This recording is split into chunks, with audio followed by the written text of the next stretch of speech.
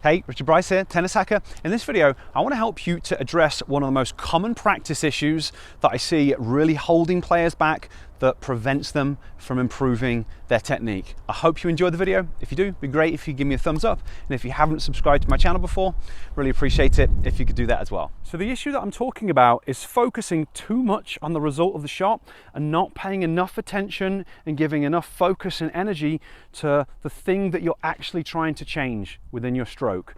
Because in order to improve your technique, you have to figure out what's wrong with it. You know, is there something going wrong with my preparation? Is it my unit turn? Is it my spacing? Is there something wrong with my swing? There's lots of possible options. You have to kind of choose the big things that are holding your stroke back and work on addressing them. Now, when you're addressing big things and when you're trying to make technical changes, you're going to make mistakes in terms of where the ball goes. That's part of the learning process. If you can do something perfectly every time, then it's too easy, you're not learning. So as part of learning, there will be mistakes. And where this creates problems is if you're too obsessed with where the ball's going, it can prevent this learning taking place. And I want to give you a couple of different examples that are going to be kind of really important for a lot of people. The first one is potentially you might need to improve your spacing and your positioning. You might either get too close to the ball and you get jammed, you might be too far away and you're reaching, you might be the sort of person that gets stuck to the baseline, so you're not stepping in when you need to, or what's more common is you're not moving back and giving yourself space and allowing the ball to drop into a better contact zone.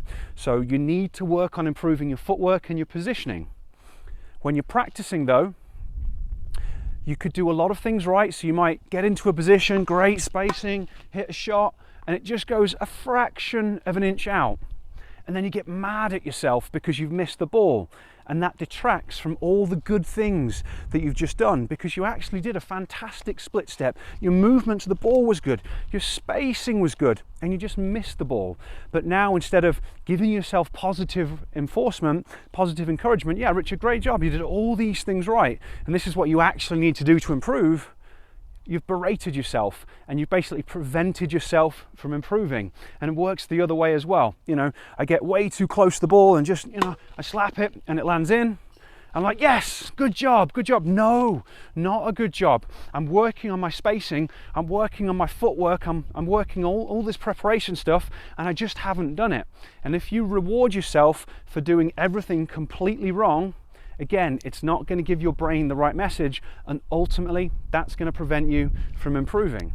So I'm sure it makes sense already, but I just want to give you one more example and talk about a problem that a lot of players are working on addressing, and that is not watching the ball effectively through to the contact point and not keeping the head still on contact. It's an important thing for a lot of people to work on, because when they lift their head, they tend to miss-hit the ball and make a lot of mistakes. So watching the ball through contact, really important coaching point that someone might need to focus on. So if, when you're out during your practice session and you get that shot, you step in, you keep your head perfectly still and the ball goes just a little bit long, that's okay. You need to mentally reward yourself for the fantastic job that you've just done, because my goal is to keep my head still through contact. I was able to keep my head still through contact. That's what I need to do to improve. So I have to reinforce that behavior and do it over and over again. The same as, you know, if I'm out there and I, you know, hit the most amazing shot you've ever seen, but I'm looking down the other end of the court. Yes, in terms of the result of the shot, I've just slapped the ball into the corner. But in terms of my progress and my development, in terms of my technique, if I celebrate that, then I'm going to kind of detract from what I'm trying to do, because the thing that I'm trying to do is keep my head still, and I've done a terrible job because I was looking down the wrong end of the court.